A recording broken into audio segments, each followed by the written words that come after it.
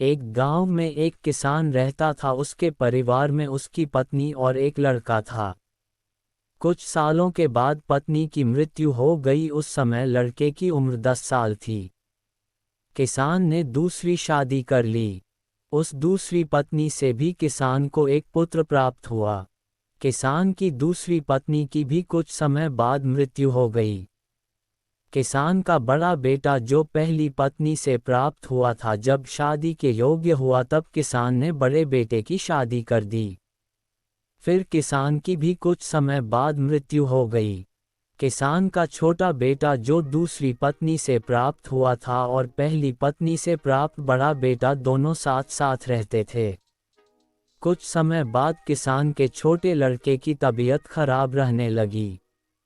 बड़े भाई ने कुछ आसपास के वैद्यों से इलाज करवाया पर कोई राहत ना मिली। छोटे भाई की दिन ब दिन तबीयत बिगड़ती जा रही थी और बहुत खर्च भी हो रहा था।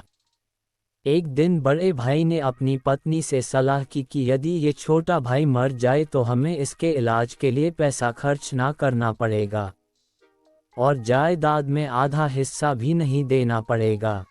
तब उसकी पत्नी ने कहा कि क्यों न किसी वैद्य से बात करके इसे जहर दे दिया जाए, किसी को पता भी ना चलेगा, किसी रिश्तेदारी में भी कोई शक ना करेगा कि बीमार था, बीमारी से मृत्यु हो गई।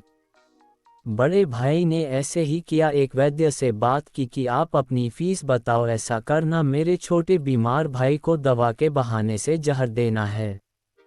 वैद्य ने बात मान ली और लड़के को जहर दे दिया और लड़के की मृत्यु हो गई।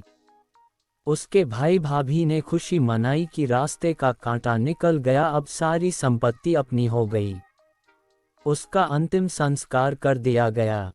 कुछ महीनों पश्चात उस किसान के बड़े लड़के की पत्नी को लड़का हुआ। उन पति पत्नी ने खूब खुशी मनाई, बड़े ही लाड़ प्यार से लड़के की परवरिश की। कुछ ही गिने वर्षों में लड़का जवान हो गया। उन्होंने अपने लड़के की भी शादी कर दी। शादी के कुछ समय बाद अचानक लड़का बीमार रहने लगा। माँ बाप ने उसके इलाज के लिए बहुत वैद्यों से इलाज करवाया। जिसने जितना पैसा मांगा दिया, सब कुछ दिया ताकि लड़का ठीक हो जाए।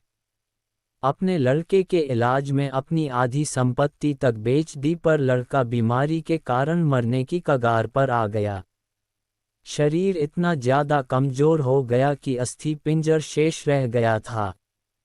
एक दिन लड़के को चारपाई पर लेटा रखा था और उसका पिता साथ में बैठा अपने पुत्र की ये दयनीय हालत देखकर दुखी होकर उसकी ओर देख रहा था।